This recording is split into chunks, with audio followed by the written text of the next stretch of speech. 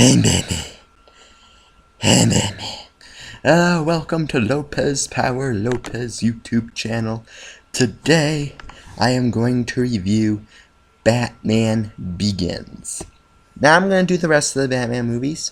I've already reviewed the Tim Burton movies all the way down to Batman and Robin, and now I'm going to do Batman Begins. And getting in a little preparation for Batman v Superman, which is I think is interesting. I might talk about that later. But Batman Begins is an interesting movie. It really is an interesting comic book movie because it kind of redefined the superhero genre again. Like after Batman Begins, everyone wanted to be serious, pretty much. Like, when the Tim Burton Batman came out, like everyone tried, not really everyone wanted to be serious superhero movies after that, although that's considered the first serious superhero movie. And like, we got good campy superhero movies like the Sam Raimi Spider-Man movies. I know some people might like them, but I personally think they're classics. And that early X-Men movies were kind of campy, and they were pretty good. But the campy. Okay, for a long time, superhero movies were dead after Batman and Robin pretty much killed superhero movies. Um, what kind of brought back is the modest success of X-Men and the huge success of the Sam Raimi Spider-Man movies. That pretty much brought back superhero movies. For a while, superhero movies were like dead. There was like a period from 97 to, like comic book superhero movies, um, like big comic book, like Superman, Batman, Daredevil, Spider-Man, X-Men, like big comic book superhero movies were dead from a period of like 98 to like 2001. In between that period, comic book movies were, considered a dead art form. Now, Batman Begins was the movie that revived Batman. Batman was pretty much dead for, again, from about 97 to 2005. In movies, anyway. Batman was dead. He had a huge success on the TV series, Batman the Animated Series, and the new Batman Adventures and Batman Beyond. That was pretty much the only existing mediums other than the comic book for Batman stories to be seen. So, all no one really even considered making a Batman movie for long periods of time. Like they even canceled. They're gonna make another Joel Schumacher Batman movie, Batman Triumphant. It was gonna have Nicolas Cage as the Scarecrow. Jack Nicholson was gonna return as the Joker, from as a hallucination from the Scarecrow's fear toxins. Batman George Clooney would have reprised his role. Um, it would have had Harley Quinn. Robin would become Nightwing. Chris O'Donnell would become Nightwing. From what I've heard about Batman Triumphant, actually Schumacher's original wanted to prove to the audience that he could do a serious Batman movie. So I heard Batman Triumphant was actually going to be a return to style. A good serious Batman movie, like a return to style to like the Tim Burton movies. But it was canned after the bad uh, critical reaction of Batman and Robin. And Batman and Robin is the second lowest grossing Batman film to date. The only one that's lower grossing is Batman Mask of the Phantasm, which again is another classic. But that's, if you want to hear more about that, just watch my review of that movie. But Batman and Robin's actually still did pretty good at the box office, but it was like it killed Batman for a long period of time in the movie form. Anyway, we still had the animated series and comic book, adaptions, but for long periods of time it was gone. Um, Batman Begins brought it back though, and I can see why. And it pretty much reinvented the superhero movies, because after Batman Begins, we wanted a serious take on Spider-Man. In The Dark Knight, we wanted a serious take on Superman. We wanted a serious take on Daredevil. And I know that's a TV show, but we wanted a serious take on uh, what's that movie? Not Fantastic Four. The Marvel superhero movies aren't really dark, but they deal more with serious issues, political issues, uh, that really started with Batman Begins, like like police issues and stuff like that. Now, Batman Begins, is a great movie. It's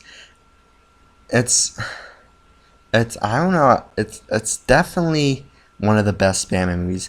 For a while, this was the best Batman movie, like for a long period of time, until The Dark Knight, which is another topic. The Dark Knight is pretty much one of the best, not just one of the best superhero movie ever made. It's one of the best movies ever made. But Batman Begins is definitely up there. Not just in Batman movies, but in superhero movies.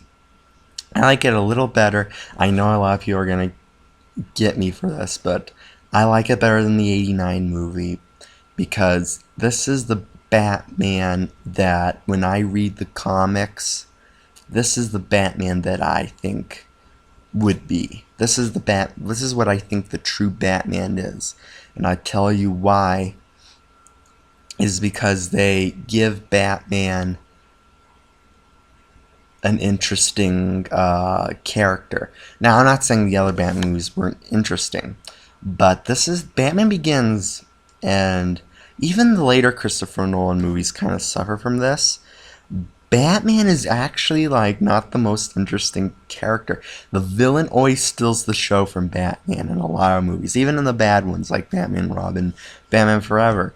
The villain always steals the show from Batman. And this is the first Batman movie where, with maybe the exception of Mask of Phantoms, but live action anyway, where Batman is the most interesting character. The villains don't steal the show.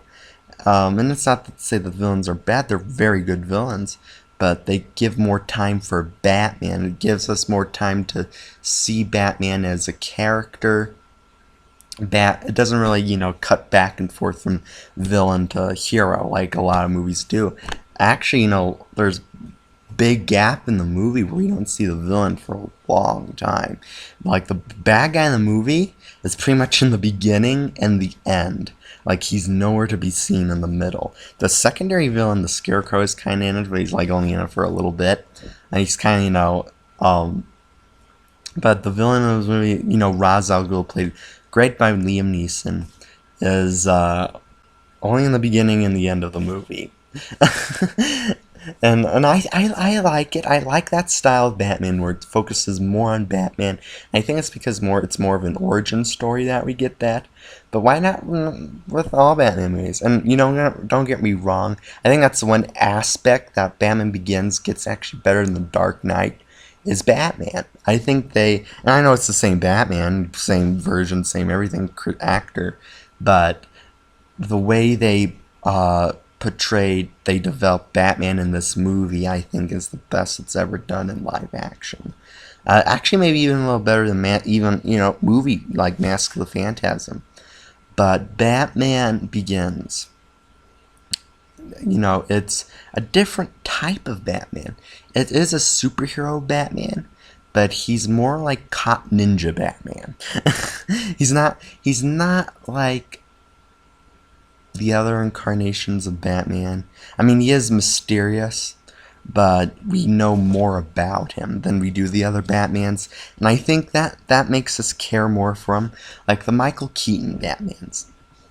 The only thing about that movie, and a lot of people might see it as a positive, but I think that Batman Begins, what it does is even though it shows Batman in a more theatrical light, like a more open, not theatrical, I don't know why. I'm getting Ra's al Ghul's theatricality, what do you call it, language into my head. More a more understanding Batman, I guess I should say. It's because we know him more as Bruce Wayne. This is one of the only Batman movies where we focus a lot on Bruce Wayne. We get to know Bruce Wayne, then we get to know Batman. A lot of movies, you don't really, Batman movies, I should say, you don't really care about Bruce Wayne.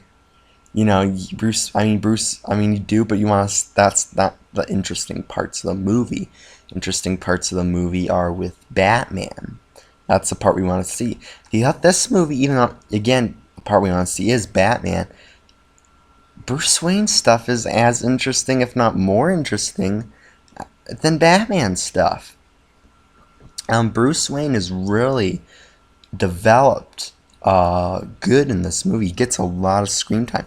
Again, similar to how we don't see the villain until the end, we don't get Batman until like almost 3/4 of the way of the movie. And a lot of people could look at that as a negative thing. Like if Bruce Wayne kind of sucked and the other stuff wasn't that interesting, I probably wouldn't have a problem with it. But the other stuff is so darn interesting that I actually might rather see more of the Bruce Wayne stuff than the Batman stuff. The way they portrayed it makes it very portrayed Bruce Wayne makes him very not necessarily relatable, but understandable. So we understand him better as Batman. Like the other movies, we never really got into why he chose to become Batman. I know some things are better left to the imagination, but it's hard for us to care, in my opinion, than say Michael Keaton. And I'm not bashing on Keaton. I think the Keaton Batmans are great, but I don't it doesn't relate quite as well with me because you don't know where he got the suit. You don't know why you want to become Batman. What's the thought process of becoming Batman? How he learned martial arts? Where the hell he gets his technology? He's just automatically habits because I guess he's just rich, But no one questions it. This movie, shows, he owns Wayne Enterprises, so he owns the weapons technology area, so he gets all his weapons from his own company. That makes much more sense. It doesn't. I guess that could go for the other movies, but they don't say it, so you're kind of baffled. You're just kind of guessing. So this movie, I think the way they do it is perfect. Liam Neeson is great in this movie.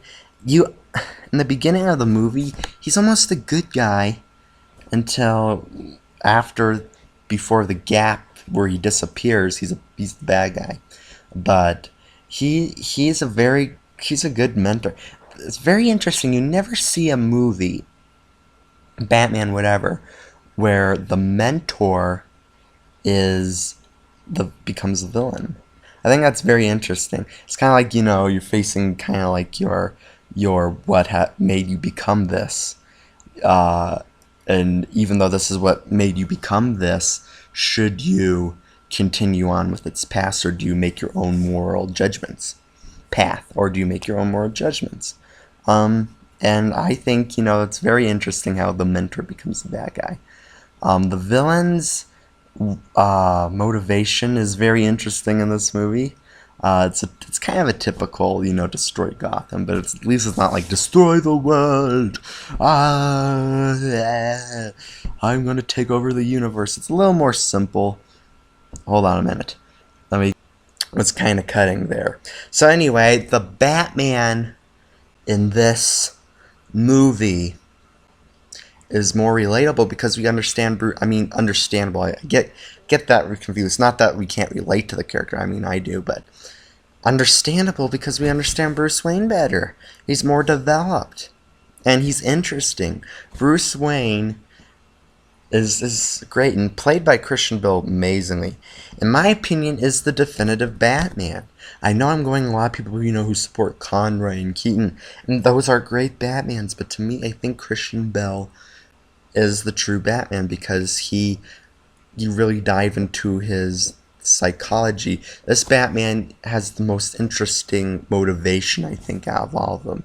The most interesting backstory, the most engaging backstory, the most engaging story as Batman. Um, and the villain. It's not to say that the villains are bad or they just take a back seat. It's just that they try to develop more Batman, make us understand him better than the villains.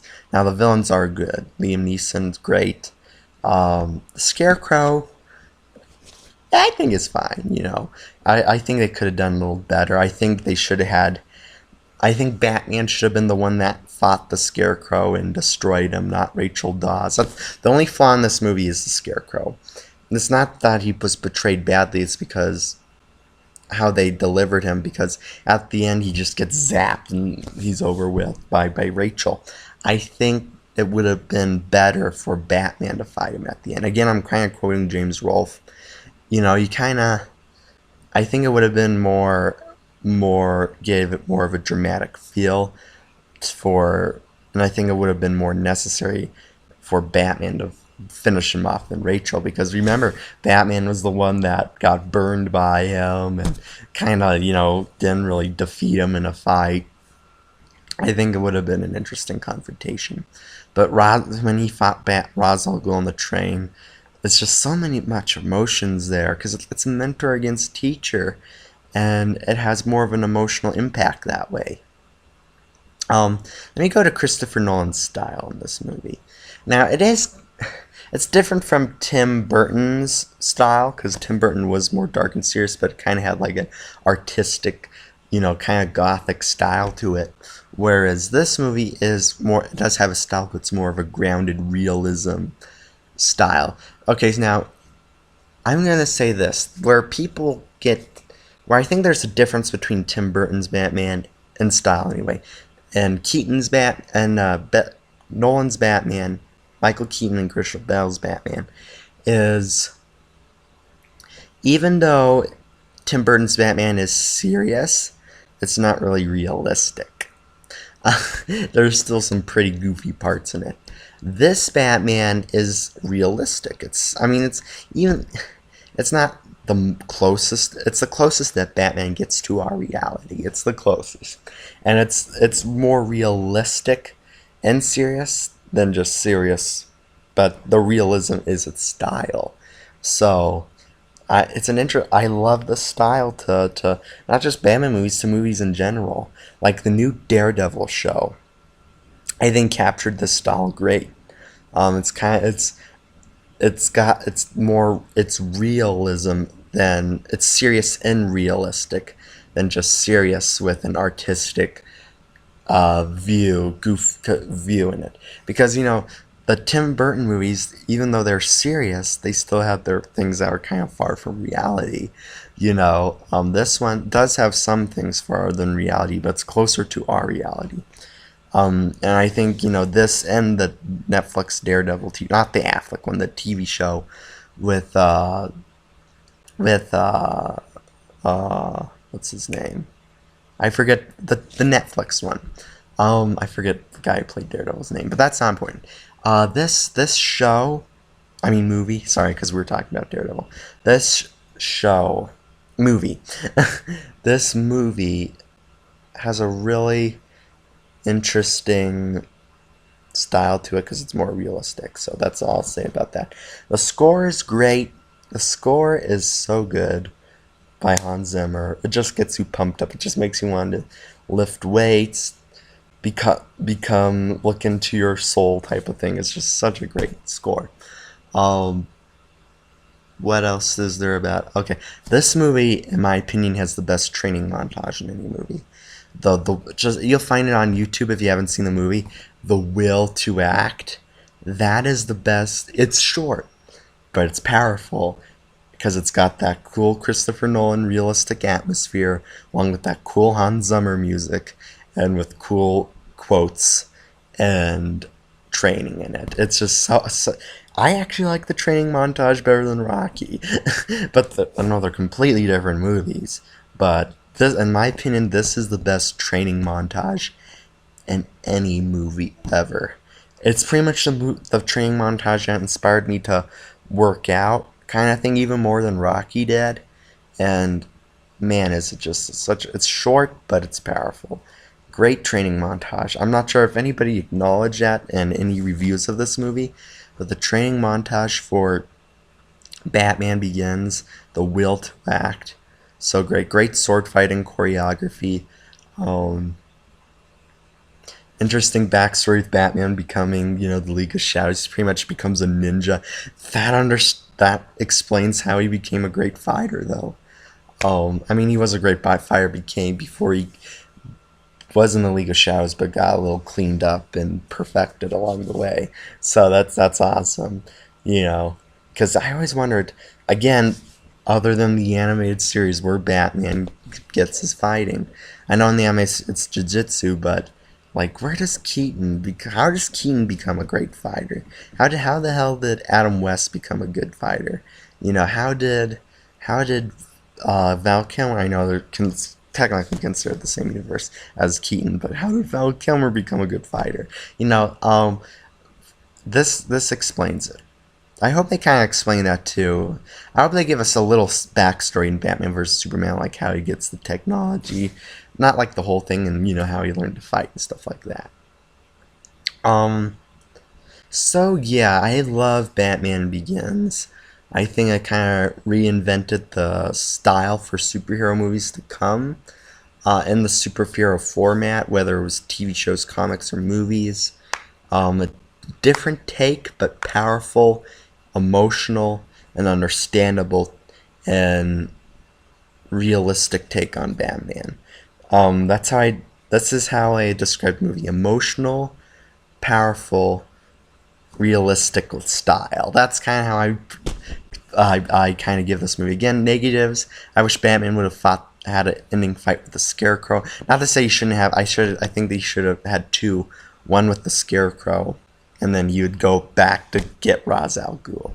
Um, but other than that, I think it was pretty good. Oh yeah, another thing is how Bruce Wayne's relationship with his parents, and even Mask the Phantasm. You had the TV show to kind of understand that, but in movie, we never got to see his understand with his parents, the story with his parents, and again, that helps us understand Batman, which makes him a little more relatable, and we root for him more, and we're more invested in him because we know the emotional impact his father had on him. Um, kind of it really develops. It's kind of quick, but it shows a good amount of his relationship with his parents, and you would understand why he would feel bad for his parents' death. Um, it even gives us insight onto the character who killed Batman's parents. Um, Interesting take on it. I really think it's interesting. I don't know if Batman versus Superman will do it quite as good as this. I don't know. Um, I give this movie an A plus. I give this movie a 9.5 out. I give it about an A actually. I give it about a 9.5 out of 10. Actually, no, a 10 out of 10, A plus. Dark Knight surprisingly was better than this. I'm not gonna say it's a lot better than Batman Begins, but it is a better movie. Batman Begins is the groundwork for all the next Batman movies to come. Great movie. 4 out of 4 stars. 10 out of 10. Um, A plus. So that's my review on Batman Begins. Uh, I might review The Dark Knight or In Dark Knight Rises. Um, and again, on Batman vs. Superman, it looks awesome. I think it's a little too soon for a new version of Batman. I kind of wish they would have uh, done more of Superman's story than Batman's story. I kind of wish they would have done a Man of Steel trilogy. Like, we would have had the Dark Knight trilogy and the Man of Steel trilogy. One for Batman, one for Superman. I think that would have been great. I think they should wait at least 10, 12 years for a Batman reboot. Because I think it's a little too soon. I think they're honestly rebooting superhero movies sooner than needed, because Batman Begins was 8 years after Batman and Robin. Batman and Robin was a really bad movie, so I can understand them rebooting it. But I think they're rebooting superhero movies too soon. Like, I thought they rebooted Spider-Man too soon with Andrew Garfield, and I think they're rebooting it again way too soon. It just makes kind of the companies look kind of greedy. It kind of makes us tired, fatigued on Superman and Batman and Spider-Man. Well, actually, I thought it was the great time to redo Superman. I thought a good enough years have passed for us doing Superman. But I think it's too soon to do another Batman movie with a new actor. Anyway, I think it's too soon for another Spider-Man. I think they're just redoing superheroes a little too soon. So yeah, that's my thoughts on Batman Begins. So take care, see you in the next review, and God bless ya. Just get my plug. Mother! Mother! Mother! Mother! Mother! Could you quickly drop my plug? It's in front of the TV. It's in front of the chair. Quick. Quick.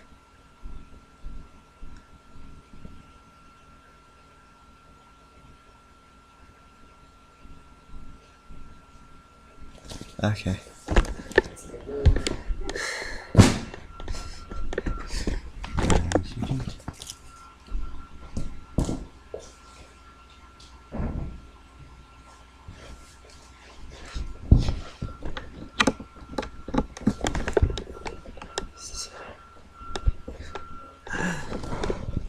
Sorry about that. My computer was